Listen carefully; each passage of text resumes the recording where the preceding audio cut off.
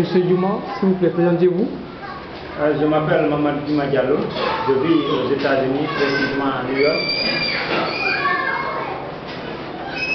Eh bien, dites-nous comment se porte aujourd'hui la diaspora guinéenne qui réside aux États-Unis d'Amérique. Je peux dire ça va, mais si vous me demandez comment se porte réellement la diaspora qui vit aux États-Unis, je vous dirais que vraiment les gens vivent là-bas malgré eux. Pourquoi? Parce que je vais vous dire que vraiment rien n'est plus beau que ce soit, mais malheureusement, comme on le dit, il fait chaud sur la terre et on ne peut pas monter au ciel. Parce que là, je peux vous dire qu'il y en a vraiment qui vivent aujourd'hui aux États-Unis parce que tout simplement ils savent que ça ne va pas en Guinée. Ils n'ont pas les papiers, ils savent que s'ils rentrent en Guinée, il ne faut plus retourner aux États-Unis. En Guinée, il y a l'insécurité qui bat son plein, il y a vraiment manque de courant, manque d'eau et il y a les moustiques, il y a vraiment la famine, on peut dire, s'il faut dire ainsi. Et en Amérique, c'est tout cela que tu peux trouver très facilement. Tu es en sécurité, tu as la santé, tu as vraiment tout ce que tu veux manger, tu peux le manger. Et vraiment, tu ne peux jamais te plaindre de moustiques, de manque de courant ou de manque d'eau. Alors, tous ceux qui veulent revenir en Guinée, ils doivent réfléchir deux fois. Pourquoi? À cause de l'insécurité. Quand on parle d'insécurité, beaucoup de gens pensent directement aux bandits qui attaquent ceci. Non, l'insécurité, ça englobe beaucoup de choses. Il y a l'insécurité quand les bandits peuvent attaquer n'importe quand et n'importe comment, sans que vous ne soyez défendu ou secouru par des agents de sécurité. Il y a aussi l'insécurité sanitaire. Par exemple, dans ce pays-là, je peux dire aujourd'hui que Conakry est devenue la capitale poubelle mondiale. Partout où tu tournes ta tête, tu te retrouves à côté d'une poubelle. Il n'y a pas vraiment de fossé pour faire écouler les eaux de ruissellement. Si vous allez partout aujourd'hui sur les routes, vous trouvez vraiment des mares d'eau remplies de bagages, de saletés qui ont été jetés par les riverains et tout ça là par manque de poubelles et de ramassage d'ordures. Et ces ordures là pourries à côté des routes, à côté des marchés, les gens viennent mettre ou bien étaler des aliments non couverts et des aliments qui ne sont pas à laver avant de manger, et les gens vont manger ça, ils vont tomber malades. Ça, c'est de l'insécurité sanitaire. Allez-y, vous avez... Très bien. La relation entre les Guinéens qui résident à New York avec l'ambassadeur guinéen qui aussi réside à New York. Comment se trouve cette situation de relation?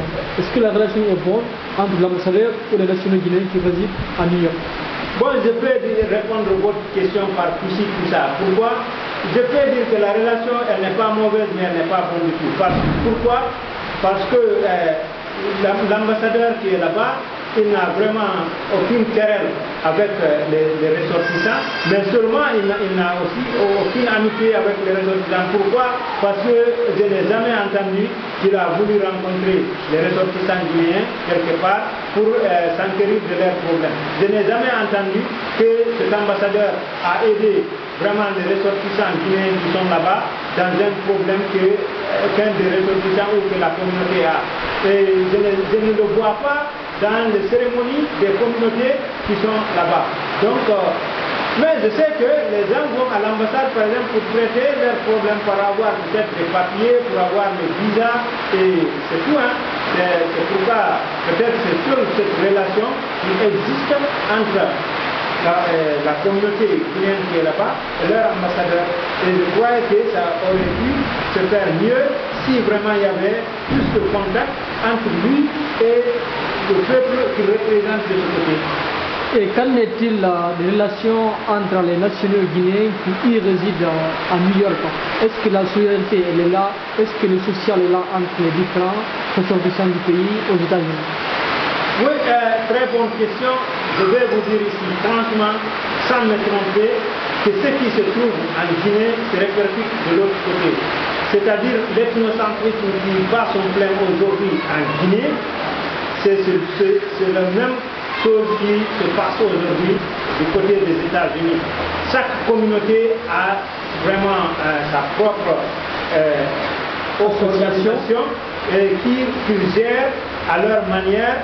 Donc les associations vraiment ne se donnent pas les mêmes comme ils devraient se faire. Si aujourd'hui une association du Fouta par exemple a une cérémonie, envoie une lettre d'invitation à l'association du Manding par exemple, et tu ne verras jamais l'association du Manding se présenter à la cérémonie de l'association du Fouta. Une association du Manding le fait, c'est pareil, et celui du Fouta, ceux de la base haute et ceux du Fouta, c'est pareil aussi. Dernier message. Voilà, je voudrais lancer ici un message aussi, toujours aux dirigeants de la Guinée, vraiment de faire quelque chose pour les ressortissants guinéens qui sont à l'extérieur envers leurs ambassadeurs. Parce que si les ambassadeurs qui représentent ce peuple-là à l'extérieur ne font pas leur boulot, et les dirigeants de ce pays auront toujours des problèmes avec les ressortissants qui sont à l'extérieur. Merci, c'est gentil. Merci, M. Barou. Merci au lecteur du